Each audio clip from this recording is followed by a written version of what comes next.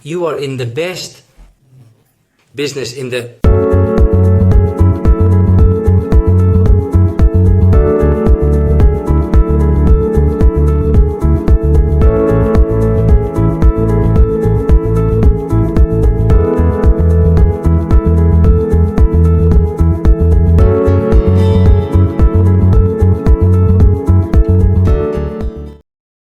world. Hello, I'm Juan Manuel Rama. Most objections are always out of fear. Every objection has its argument to break it. Remember that people, when they are faced with something that is new, that is going to break their status quo, that is going to break their way of life, they have that little feeling that they fall into the void. It's someone who tells you, look at that car. Don't worry, you won't have to pay for it for 3 years. It's wonderful, and you know it's the car of your dreams. But you say, oh, but I deserve it. Oh, but what if? The fears begin, the doubts arise. Oh, but it won't be a hoax. Oh, but there you realize they are simply excuses that we make out of fear. The reality is that there is no reason to, let's say, have that objection. That is why it is the moment in the objections when you have to give him a weighty argument so that he is calm and confident and effectively makes the right decision. Look, I am going to give you an example of those excuses that people look for and that you yourself surely have built the day you were presented with the presentation. For example, the first one, I don't have money. Yes, many people say, oh, I just don't have the money. I don't have the money, I don't have that money, but in reality you have it, but you don't want to spend it on this. Evidently they think that this is an expense, not a real investment. They are not going to get it back, they think. It's like, I'm going to buy a carpet, but I don't have a place to put it. It's not the same thing. In this case, I don't have any money.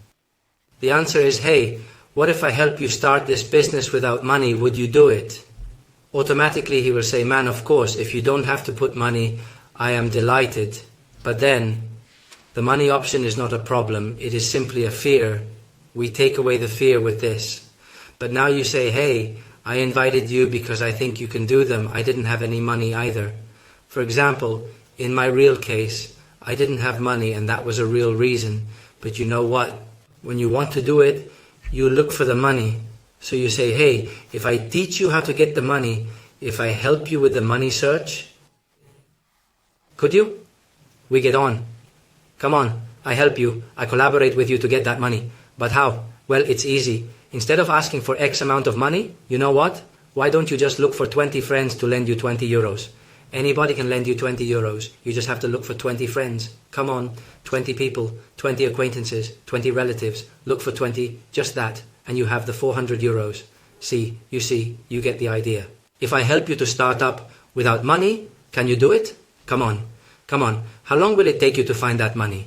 And in the meantime, how about if I explain to you how to do this business? And we get going, we start working without the need for you to have the money. In the meantime, go find it. We are going to work as we go along. Is that it? Have you broken that objection? There are still people who make a worse excuse than this one. Much more complicated because they say, I don't have time. I don't have time. Hey, really? You realize, look, the only thing we rich and poor people have in common is time. The rich man has 24 hours a day. The poor man has 24 hours a day. What changes between one and the other are simply the priorities they give to that time. I, for example, in this case, I argue by saying, hey, I invited you because I thought you were one of those people who could get 2 hours for a business. Without 2 hours, then you have no life. If you're really telling me that you don't have 2 hours a day, you don't have a life, and that's why you have to do this business. Because you don't have money in one case, or because you don't have time in another. In either case, you have to do this business. First, because if you have no money, you have no life. And if you don't have time, you have no life. Come on, I am offering you something that gives you money and gives you time. Come on, I'm waiting for you. But remember, I only invited you because I thought you could get 2 hours a day out of it. It's just like that. It's simple. That's why I invited you.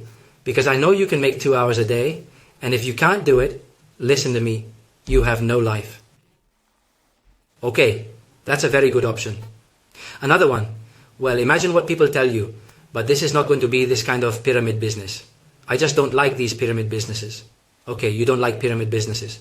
Hey, but you have worked for a company. Yes, of course, you know that in the companies, there is the one who has just arrived, who is the assistant, for example, of the waiter, not assistant waiter. Then there is the waiter. But the waiter earns more than the busboy, right? Yes, of course, of course. Okay, but above the waiter, there is the meter, right? Yes, yes, yes, of course, the meter. Yes, of course. Well, but the meter earns more. Yes, yes, of course, of course, of course, of course. Well, but above the waiter is the manager. Yes, of course, the manager. Well, the manager earns more than the manager, and the manager earns more than the waiter, and the waiter earns more. And you know that in the end, the owner is the one who earns the most money, and he is probably the one who is really at home. Yeah, sure, that's pyramidal. That's pyramid. This is not pyramidal. And I tell you why. Because you have just arrived. But probably in a month, you will probably earn more than the person who invited you. I myself earn more than the person who invited me. You see, it's just an excuse. Actually, the pyramid is in every conventional business you may belong to or work for. Any business, look at any business. Any business. Even the civil service has a boss, an underboss. They are all under the mandate of someone who is higher up. Not here. Here you start. You start on your own and you finish on your own. You are the master of your destiny. You are the one who can change your life, and you can earn more than the person who invited you. Therefore, the person who came before you. Look, pyramids are the rest of the business, not this one. We go on. Well, they can tell you, hey, the same people win there. They always win people that, you know? It's always the same people, the same people. Ah, okay, the same ones. Of course, in the gym, there are always a few who are muscular, and the rest try. But there's always a few that are muscular, right? Yes. Hey, you've seen that in high school, in college, in university, in school. There are always a few, very few. Hey, it's funny. They are the ones who get straight A's, who have very good grades. Yes, of course. But observe, in both cases, they are those who dedicate time to it, those who go to the gym regularly, those who study, those who do their homework. Those are the ones who are really prepared or who are really good. Those who are really prepared or ready to do things that others do not do. I simply tell you, I propose you, I invited you, because I believe that you are not one of those who are going to stand in a corner. I believe that you are one of those who come to change their luck.